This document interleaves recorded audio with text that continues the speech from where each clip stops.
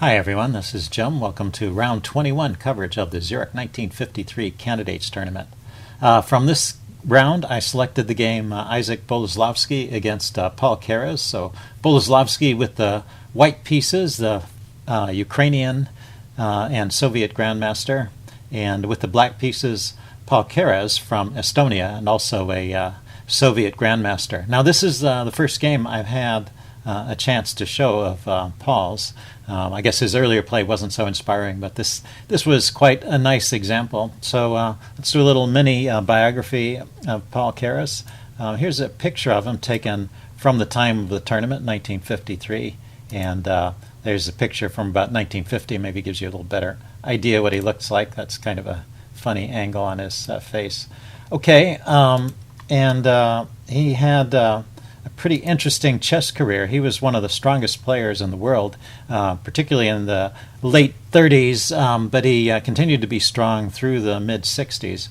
He came close to having a chance, but he never quite made it to a world championship match. So, for example, his first opportunity was in 1938. He won the Avro tournament. He actually tied with Reuben Fine, but won on tie breaks. And that was a really strong tournament, maybe the strongest ever held up to that point. And so he was in negotiations with Alexander Alekhine, who was the current world champion, to hold a title match. And then World War II broke out, so that match was never scheduled. After World War II, he did get to participate in the World Championship tournament that was held in 1948 to determine a champion after Alexander Alekhine had died holding the title. Botvinnik won that, so he didn't do particularly well in that tournament. But that wasn't a match, that was just a tournament. And then in 4 consecutive cycles, he came in second in the Candidates Tournament, and so he never had a chance to play a title match. But he was quite a strong player and also a very sharp, tactically interesting player. So let's take a look at the game. Boleslavsky with the white pieces kicks off with e4. And Paul goes into the Ruy Lopez, and he's prepared a little surprise. He was expecting the Ruy Lopez, and he plays a novelty. So we get the main line, bishop b5, a6, the bishop retreats, and then the knight comes out attacking the pawn, and white castles. So if you're interested in this opening, I've covered it in my Chess Basics series. So up through about move 6 or 7. This is all well known. Black can take the pawn. That leads to the open Ruy Lopez. He doesn't get to keep it. White manages to get the pawn back and get some decent play.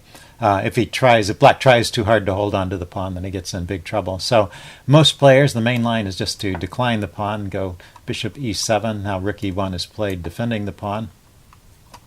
And b5, kicking the bishop back, drops back, and d6 is played here. Oh, castles is played here. So castles, when it's played today, is often introducing the idea of the Marshall Gambit, but in 1953 that wasn't such a popular way to play. That became popular later. So both sides are going down the main line, and Black just continues with d6 rather than going for the Marshall Gambit.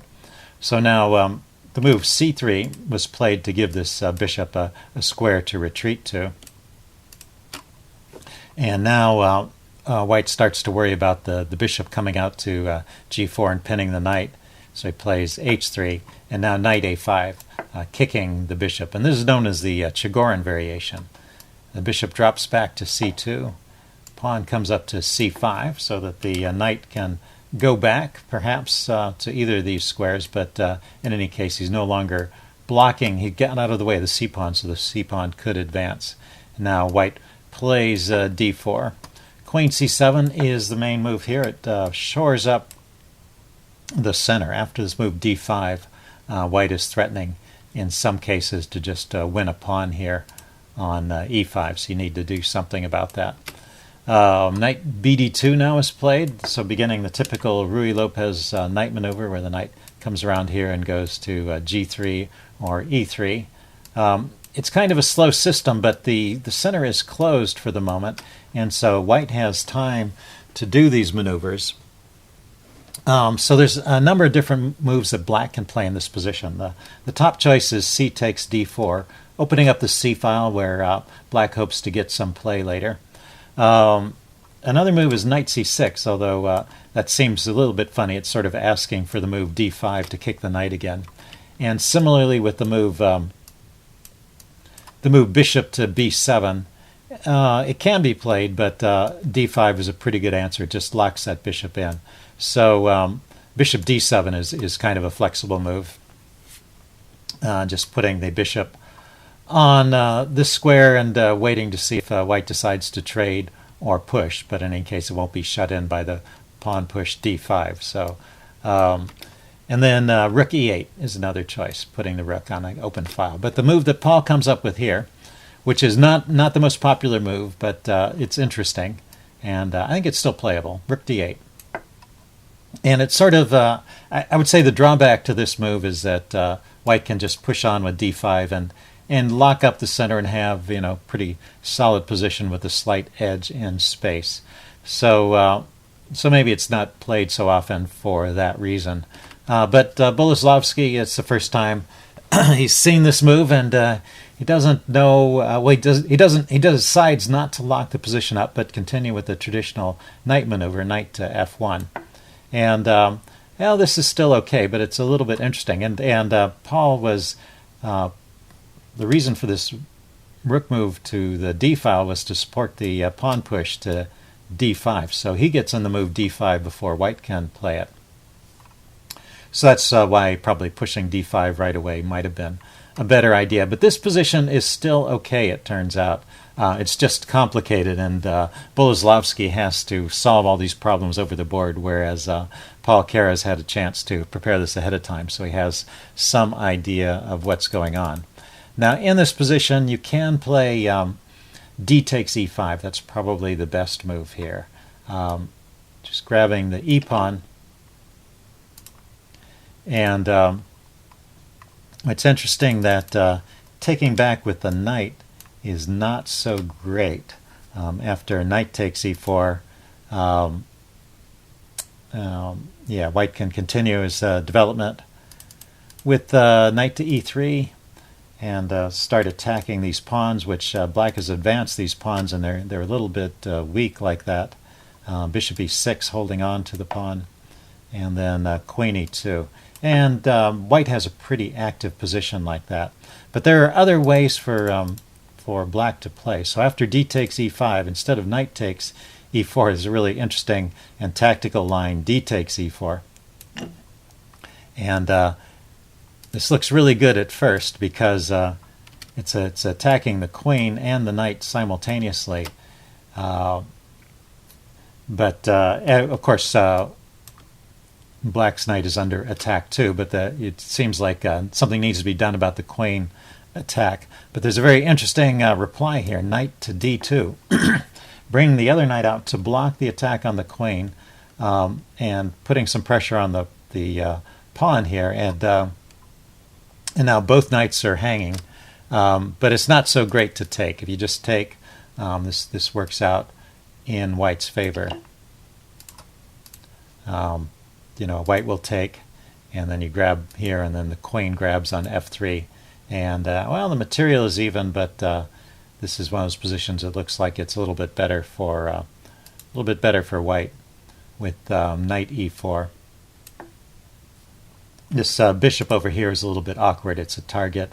This knight is a little bit out of play. The material is even, so technically black should be able to survive this, but actually white has quite a good position here. So anyway, after d takes e5, d takes e4, knight d2, black moves the knight instead of taking white's knight. He moves the knight here. And this is an okay position. Let's see, what does white have here? Yeah, bishop takes e4. White grabs a pawn. So white came out of this a pawn up in this line, but black has decent pieces. He's going to be able to get his knight back into the game, and he has hopes of rounding up this pawn, or at least putting pressure on it. So anyway, this would have been the best way for both sides to play and white gets some edge, but I guess Paul was willing to play this way. Boleslavsky didn't capture in this direction. He didn't play e takes d5. He took the other way. Instead of playing d takes e5, he played e takes d5. So he took the other way here. And this is well, it's still okay for white, but it gets a bit trickier. So Paul replies with e takes d4. Got multiple pawns hanging. White takes back, and now knight takes d5. So he grabs the center pawn and leaves this d pawn on the pawn on d4. And right here is where Boleslavsky starts to go downhill. So it's a bit of a tricky position to play. The one try for an advantage here for white is the move knight to g5. Knight to g5, hitting the h-pawn, and then just g6, blocking the diagonal is probably the best response. And then bishop to e4, getting the bishop out, putting pressure on this diagonal and the knight. So black defends, and then queen f3. And white has gotten some activity. Black can grab this pawn here, but white's going to be able to round it up, and white has a decent position here. So still with chances for both sides. There's also the immediate threat on f7, so black can't take that pawn right away. He's got to deal with that first. Probably bishop f8 is the move here, so that the queen can defend the f7 pawn. Anyway, that would have been the best way for white to play. Instead, white played the natural move. Boleslavsky played queen e2, putting some pressure on the bishop, not threatening to take yet because it's defended by the knight, but it ties up this knight to the defense of the bishop. Keres plays the move bishop e7, getting the bishop off the back rank and shoring up the defense of this knight. And now knight to g3, just completing finally the development of this knight. The knight has gone from here to here to here. The typical maneuver, it just got stopped in the middle while other stuff was going on in the center. But this is a good square for the knight, controlling some squares along this diagonal. Now black plays c takes d4, and white recaptures immediately. It might have been possible to play a move like knight f5, intending to round it up, but knight takes d4 is okay. And then g6. So the idea is to keep a knight from coming out of this, coming to this square on f5, as well as it shuts down any attacks along this diagonal. And notice that black still has the dark squared bishop, so this bishop can reroute to f8 to g7 and cover the dark squares here. So what's really funny about this position, I don't believe this was noticed at the time, but in this position white can actually play the move knight d to f5. And I just had to show this. This is the kind of tactic that only a computer could love, I guess. But you know, there's a certain there's certain tactical themes here which are kind of interesting. So I just wanted to show this. The thing is, it's not actually good to take the knight. What black should probably do is just play bishop f6 here, but and then the game would continue with still with an edge for black. But if he takes the knight, this would have been an interesting trap. This can cause a lot of trouble. So the knight takes back, and so this tactic, I like to call it the replacement knight, sometimes, or just the replacement piece. Sometimes you can sacrifice a bishop on a square and then take back with a queen, and it has all the same powers as the bishop. So in this case, we sacrificed a knight, but we take back with a knight, and so we've got a strong piece here. And there's a big threat of queen coming here and mating on this diagonal, which is in the position. It's not happening right away. But bishop to f8 is a good defensive move here, covering some of these squares. And of course, the bishop was being threatened by the knight. He was just going to take it. So here's the second part of the tactic, which is really hard to see. I think this is where computer analysis comes in handy. It's the move b4. And it really took me a long time to figure out what this move was about. But the problem is, if the knight moves, say the knight goes here, it's the queen is no longer threatening the bishop, and now queen to h5 is a big threat. There's going to be a threat of checkmate, and this knight can move with tempo. So that's the danger. And let's see, if the knight takes the pawn, then queen to g4 check leads to mate. He's already got so many pieces over here that so that pawn on b4 did two different things. That's kind of an amazing tactic. This pawn to b4 move does two different things. One is it would chase the knight to this file and block the queen's view of the bishop if this knight moves, and if this knight takes, it distracts the knight. This knight is in a position to come over here to f6 and defend the king side, but it distracts the knight away from that and opens up this queen to g4 check possibility, leading to mate. So the best position here is actually the best move here for black is actually let's see, knight f4. And then there's an exchange on f4, and well, the game goes on after this, but notice the knight is still hanging over here. If you give the computer some more time to think about it, it might find other defenses. But anyway, the white comes out with an edge in this line. So pretty hard tactic to spot, this knight d to f5.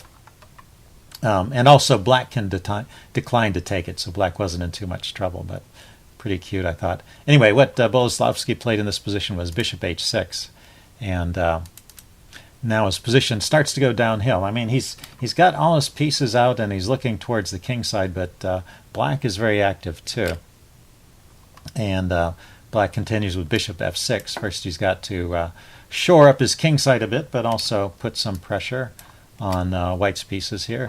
The knight drops back to b3, and now this bishop is looking at the pawn on b2, which is unprotected. So maybe a slightly more stubborn defense is to defend the knight, but it's still good for black.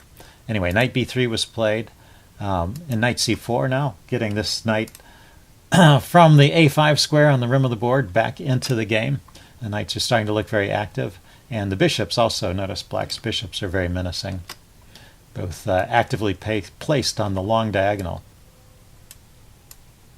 So almost the best possible squares for all his pieces. It's a pretty nice display. The knight goes to e4, trying to kick this bishop, and the bishop takes on b2, so just grabs that pawn. And Boleslavsky makes a decision here. He could just play on with the move rook a to d1, and the bishop would just drop back. And I don't know, with these centralized knights and the good bishops pointing along these key diagonals towards his king, he wasn't looking forward to playing this position. So he makes the decision instead to sacrifice the exchange. He's going to sacrifice this rook in the corner in order to get rid of the powerful bishops that were causing him so much trouble. So he just takes his knight, the b knight, and develops it to c5. It's defended by the other knight there. Paul grabs the exchange and then plays f5, kicking the knight and saying, you think you have good knights here, but I'm going to destabilize them. So knight takes b7 was played. That was the idea. He can save that knight. He was about to lose it if this knight moved, that the other knight was going to be lost, but he can save it by grabbing the bishop. So he's gotten rid of both of Paul's dangerous bishops, and he has the bishop pair, but he's down a pawn, so he is worse from a material point of view. This knight has to move now. It goes to c5, kicking the queen. Queen goes to c6, and now knight to d3, finally finding a stable spot for his knight. And now Paul, having been deprived of his bishops, the raging bishops have gone from the board, but now he brings on the dancing knights. And this concluding part of the game, I think, is really fine. So knight to c3, kicking the queen. Queen drops back to e1. So queen to f6, defending the knight, and indirectly looking at the rook over here, so it keeps the queen tied down, defending it. f4 is played. Just trying to shore things up and also threaten a little skewer here, maybe picking up some material. The knight goes to e4. e4, guarding that square. And now the king goes to h2, just trying to get away from trouble. Paul brings his queen over to c3. So, willing to go into an endgame. He's up material. He's up the exchange and a pawn. So Boleslavsky avoids the endgame by playing queen b1. Now the c knight comes into d2. More dancing knights, kicking the queen. Queen goes to c1. He plays rook takes d3, just giving up the exchange, giving the exchange back. He's still going to be a pawn up, and what he's really doing is he's winning 2 pieces. He's not giving up the exchange. He's winning 2 pieces for the rook, because when the bishop takes back, okay, so that's just picking up some more material. And then queen c7 was played, trying to cancel that. Queen c7 was played, sorry, I put it on c2. Trying to maybe stir up some trouble on the back rank. This also threatens mate, so going for more than just activity. The rook on the back rank is probably going to prevent white from getting any perpetual checks going, but there's enough squares controlled in the center that he can't get checks on the diagonals, but he can threaten mate. So anyway, Paul played one move here, and then Boleslavsky surrendered. He resigned. So this is a little tactical quiz for you. Can you find the move that Keres played at this point in the game?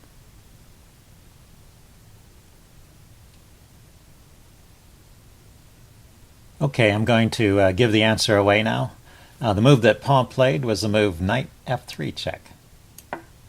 Okay, so a very direct move. Of course, every move has to be with check because of the threat of mate hanging over his head.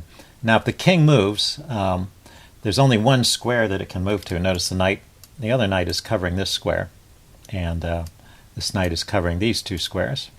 So the king can only go to the corner, to h1, and then the other knight hops in and delivers the mate. So this knight sitting here hanging is still covering the escape squares, and this knight delivers the mate. So a very nice mate delivered by the dancing knights. So the other choice after knight f3 is to take the knight, and then there is a mate in 4 here with the precise moves. Here's another puzzle for you if you want to see if you can figure out the entire mate in 4. Okay, I will give you the first move here. It has to start with the move queen e2 check. Now the king only has 2 squares it can go to. This knight is still guarding the escape square on g3, so it has to go to the back rank. If it goes to g1, that just makes it 1 step shorter because the queen comes to f2 and delivers a check. So the king goes to h1 to make it the longest as possible, to survive as long as possible. Then the queen takes on f3, delivering a check on this diagonal. And then wherever the king goes, it's the same idea. There's a mate here. Say if the king goes to h2, for example, the queen delivers the mate by checking on f2 and then bringing the knight in to deliver the mate. And if the king goes the other way, if the king on this check goes to g1, then you have the symmetrical variation. The queen drops down here, the king runs to the corner, and the knight comes into this square and delivers the mate. So very nice checkmating patterns, good example of coordination of queen and knight. So I hope you guys enjoyed that. Fine win for Paul Keres. So in this round, there are a couple other interesting games. Smyslov actually lost a game. He was playing against Kotov, and in an English opening, Kotov played a complicated tactical sequence, and Smyslov actually just miscalculated, a pretty rare occurrence for him, and lost. And then the game Averbach-Taimanov was a nice attacking game. Averbach claiming his revenge against Taimanov, who had defeated him earlier. And Taimanov played a Sicilian, and Averbach came up with a nice new move. So a couple of interesting games in this round. With those results, actually, Reshevsky managed to draw his game in this round, and since Smyslov lost, the two of them are tied for first place. So after 21 rounds, we have at 12.5 points, Smyslov and Reshevsky are tied for first. Right behind them, just half a point behind at 12, is Bronstein, and now Keres, with this win, has jumped into fourth place. He's at 11.5 points. So those are the four leaders of the tournament at this point. Stay tuned for coverage of round 22. See you then. Bye.